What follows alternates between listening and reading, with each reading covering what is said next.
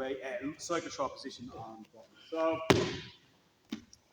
we're going to do some Kimura attacks today. So I'm going to do like a three-pronged Kimura, right? So we're going to go basic Kimura, fundamental Kimura. When they grip their belt, a couple of options for that. So one option for the folded arm, which we've done before, I think a little bit, and one option which is the gripless Kimura. I'm going to show that too. So from here,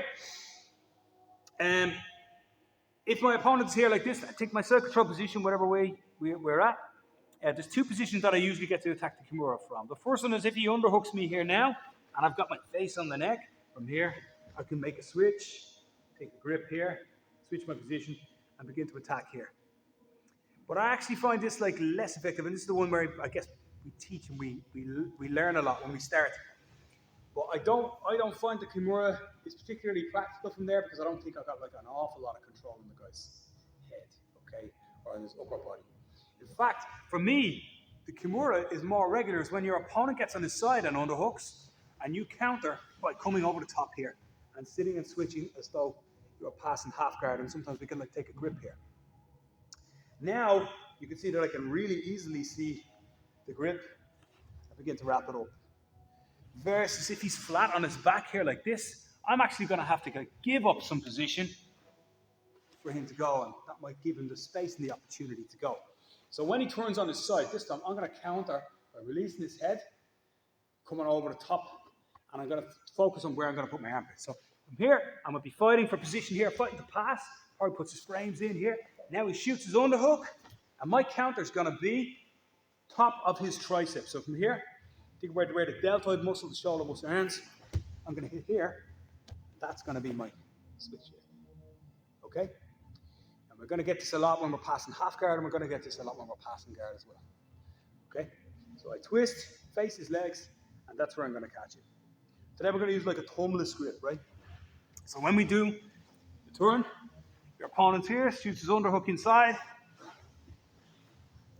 We're going to go press here. Sometimes, guys, you know, the monkey grip here. But sometimes when I want to get his wrist initially, the monkey grip isn't going to do it. It's going to fall off. I'm going to need to like hook the thumb and then change so that you can see my thumb afterwards. The deltoid position is really important because if you're high on the shoulder here like this, you're falling back and you can use that underhook pretty effectively. And if you're too low, potentially he's going backwards. So what you want to do, that's his elbow, that's his shoulder. You feel along here where the muscle stops, it's right about there. That's where you just about can't lift and you're not going to slide off either. Okay, cool. So I might need to like take the thumb grip here to push his hand, but I'm going to switch to the thumbless grip here. Let's do our fundamental, very simple Kimura that we've done probably since white belt here. I'm going to put my elbow on his belly, switch to the side. Now twist so that I face the other way, step over the head. And notice, guys, that I'm going to keep my elbow here. Sometimes to finish I will come off, but for the most part I don't want to like let my elbow slip onto the mat when I'm doing the Kimura. Reason being, when I go over all the way over here, potentially now he turns to the side, he's able to like come back and like escape the position. Not necessarily escape the position of like side control, but escape the submission. So from here, I use this and I'm going to keep him pinned by sticking my elbow on his belly as I turn. From here now, his hip is stuck because my elbow is still here. Step over the head to stop him from sitting up. Now, if you need to come off now, the position is safer because you've still got the head leg over the head. He's not going anywhere, right? Make sense? Everybody happy enough with that? That one we've done. We haven't done it before. I'll let you do it now. But that one you've done before probably. So we'll take that nice and quick and then we'll come back. Yeah, let's go. 3, 2, 1. Power to the body again. And we're going to get through these pretty fast. You remember the rolls tonight as well, right? So from here, many underhooks now. I hit that position. Start to push his hand towards here. Your opponent's reaction is very, very often to grip his gi, grip his kimono here. And especially if he does this early now, I can't really run the risk of turning here. And if he's got a good tight grip, if I turn back around and try and face his leg, I'm almost like stretching my arm wrist here if this grip is tight. So what I'm going to do, What I can do is a number of things. I can reverse over his head here, go to north-south, and try to fight the grip from here. And that's often a good idea. And obviously we've got arm lock from there as well, arm bar. But this one I really, really like, okay? So this one's a good finish for you guys. So what I'm going to do, I'm going to keep the arm that's underneath, and I'm just going to wrap underneath his elbow with the other. Okay? So I'm going to keep this one exactly where it is. Okay? And I'm just going to make the bicep grip here, and I'm going to wrap underneath here like this. For me, I just think about putting my palms over, but if you need to grip, feel you need to grip the gi, you can do that as well. But I prefer to just do this. So you can see I got this like folded arms grip here. There's great pressure here. Keep this wrist very strong. It's going to be important for the next one we do as well. Keep this wrist really, really strong. Okay? And you might feel a little pressure in the wrist, but the idea, the pressure is going through here, right? For a chop. Now, instead of stepping over the head here, it's not really going to be effective for me. I'm going to sit my backside over the head. Here. Like so. So I've sat all the way to the other position where my foot was last time. And now I'm going to turn. And he's tapped there without even releasing the grip. Okay, so the pressure is so much from my whole body now on the torque of my hips that your opponent's forced to tap, right? And usually I get the tap because he knows if he releases his grip, the pressure is so tremendous on his grip, if he releases the grip, it's going to go really fast, okay? So everything is happening in the same manner. This time, your opponent catches their own Kimura. Chopping hand is really strong. Wrap, take a grip, or just hug really, really tight. I prefer not to take a grip, but some of you might prefer to take. Okay? Here like so. Walk over to his other side of his ear and twist. Gotta give it a shot. Let's go. 3, 2, 1. One question was, what if they let go? Short answer, they're going to get worse. They're going to get shoulder locked. But I'll just show you why. So this is where it looks kind of old school and catch wrestling-y, like something you see Josh Barnett do or something like that. But I think it is an old kind of catch wrestling style position. The other question was, when you're going through the position, you feel like you're wrist locking yourself. So the first thing is have a strong wrist. That's what we said at the start of it. It's like have your judo chop wrist chopping on there. Don't let it fold in. Don't have your wrist like that. You are going to kind of feel a bit of pain. If you do feel like your wrist like all you can do is let go. It's not hard to let go in this position, but if you want to effectively do it, you're going to have a strong wrist. And that means strong wrist down here, like me, because I've got long arms apart, or strong wrist up here.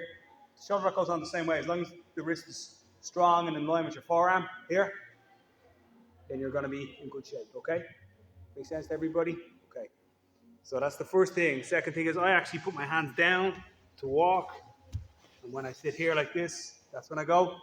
But if he lets go of the thing now, okay, start to run away there, Farag. Not going anywhere. You've got like total control here. The Kimura is great control for that. And he's definitely going to tap because his arm is completely loose. Okay? But a bit like any arm lock, if you go to an arm lock and you straighten the guy and the guy like let his grip in here and you just stop arm locking him, of course he's going to escape. So continue to crank the shoulder to get to that position. Do you want to try that one a couple more times? Yeah? Let's go with a little bit of pace now this time. Let's go. 3, 2, 1. Okay, so I'm going to show. This one's like the chop Kimura, and the chop is like, again, another really, really good finish when your opponent grabs their own hand. And it's quite unexpected as well a little bit, so it's a good way to finish. So from here, again, I'm going to do set up the same way and go here, and your opponent is gripping now. Again. So we previously used this hand as the chopper, but this one's going to be the chopper this time. Okay, so the one that's on the wrist is going to change like this. Okay, I'll show the full move first, and then I'll take you through the details.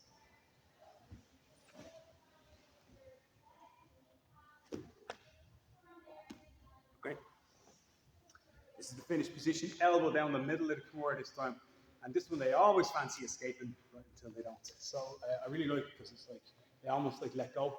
Sometimes the pressure makes them let go, but also they kind of feel confident that because you've let go of the grip, they can go as well. We're going to show you a couple of the details on why that shouldn't work. So again, he makes a grip, grips his belt, grips his gi, whenever he grips here like this. and I got my good strong grip here. So if again, just another reason we don't use this kind of grip here at the Kimura is if I want to transition my grip right now, I have to go out and off. From here, if I use just the pummelets, I can just do this. So I'm just gonna put my fingers on the ground here like this, and this is like a very, very strong hand, okay? Don't have a weak hand here. Don't have another weak connection grip here. I'm gonna go over his head in a similar way, except I'm gonna face the mat, and I'm gonna hook my elbow in the middle. So my elbow's gone into the mat here like this. Now at this stage, I guarantee our opponent feels like there's no weight on him, nothing like that. He'll try and sit up. Yeah, he's not sitting up.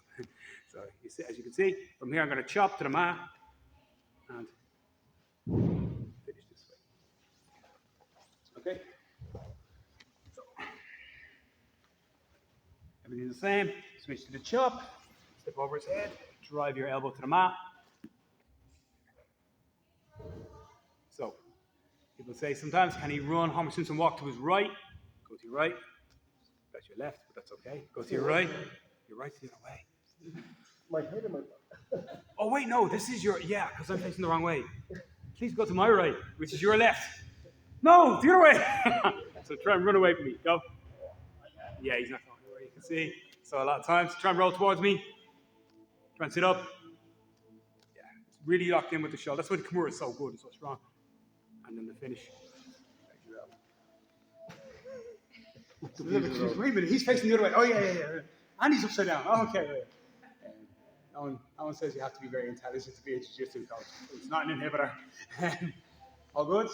Yeah. I remember Brian Clough was being thick isn't an affliction if you're a footballer. Well, Jiu-Jitsu coach as well. Everybody happy enough, yeah? Okay, let's try that one out. 3, 2, 1.